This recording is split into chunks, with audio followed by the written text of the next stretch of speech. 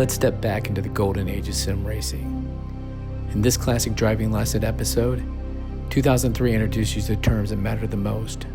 Terms like push, loose, aero push, snap loose weren't just words, they were warning and whispers from your car about what was happening beneath you. Knowing how to read them meant survival and speed. Like most other sports, auto racing has a language all its own, so it's really in your best interest to take some time to learn the lingo. This lesson will explain some of the most commonly heard racing terms and will serve as your Racing to English dictionary.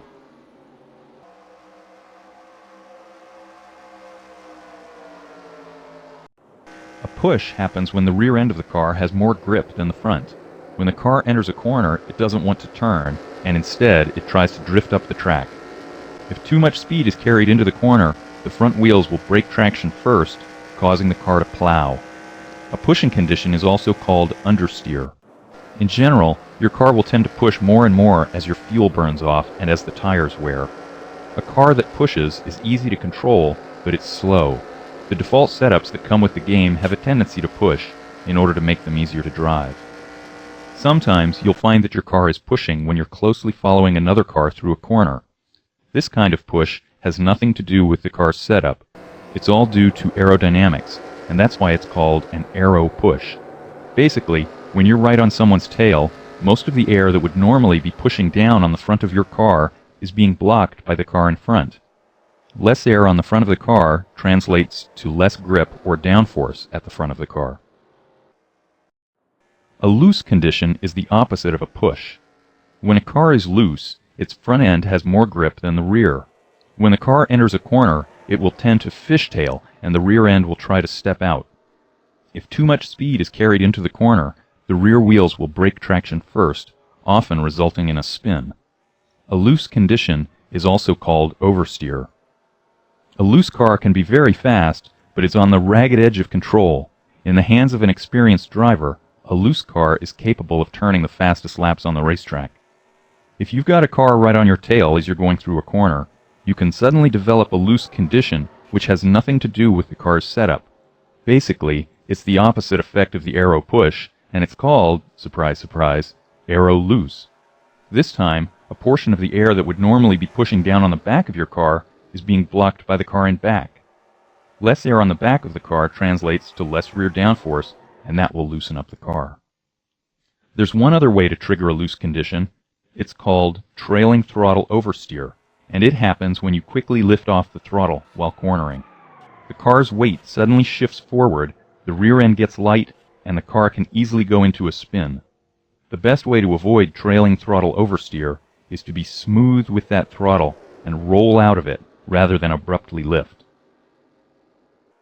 A balanced or neutral car is exactly what it sounds like, neither pushing nor loose. It's right in the middle, and the result is a fast, well-balanced car that handles predictably. When you're driving through a corner near the limit, at some point the car will stop drifting to the outside and the inside tires will regain traction. At that point, the car is considered to have taken a set in the corner and is more responsive to your control inputs. That's usually the point at which you want to get back into the throttle and prepare to exit the corner. This is actually much easier to feel than it is to describe. When the car sets, you'll know it. This one is straight from your high school driver's education course, and it simply involves steering in the direction of a skid or drift in order to prevent a spin. In NASCAR, you need to be prepared to countersteer at all times, but particularly when you're getting on the throttle and exiting a corner, because that's when the car loves to snap around. The earlier you can anticipate the need to countersteer, the smaller the correction you'll need to make, and the less time you'll lose. The racing groove, or the groove for short, is generally the fastest path around the track. On oval tracks, the groove usually runs right up near the wall on the straights and low in the turns. The groove is plainly visible in the turns, just look for the darkened asphalt. If you're having trouble finding the groove, press the R key while you're driving, and it will be highlighted for you.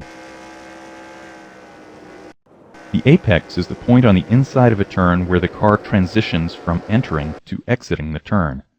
The apex is usually at the halfway point of the turn. On most ovals, the two turns at one end of the racetrack will have a single apex. Often, drivers will try to just clip the apex in order to make the turn as straight as possible and maintain a high speed. The apron is located at the bottom of the racetrack. It's a paved surface that separates the racing surface from the infield. It's almost always flat. Be very careful when you transition from the racing surface to the apron, especially at tracks with a lot of banking.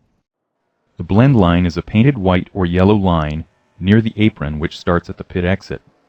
When leaving the pits, you need to stay below the line before you can merge safely with race traffic. When you hear your spotter say, "Okay, merge when you can," you're clear to move back onto the racing surface at any time. The spotter is your second set of eyes out there. He sits high up in the grandstands so he can see the entire racetrack. If there's a car alongside you, or if there's a wreck, he'll let you know about it. Your spotter can be a huge help to you, but remember, things happen quickly out there. A passing lane can open up or close down a fraction of a second before your spotter lets you know about it. If you use your spotter as an aid and not as a replacement for the mirror, you'll be in good shape. The crew chief is the leader of your team, and he's in charge of your pit crew. All of your pit service requests will go through him, and he will give you scoring updates and lap times.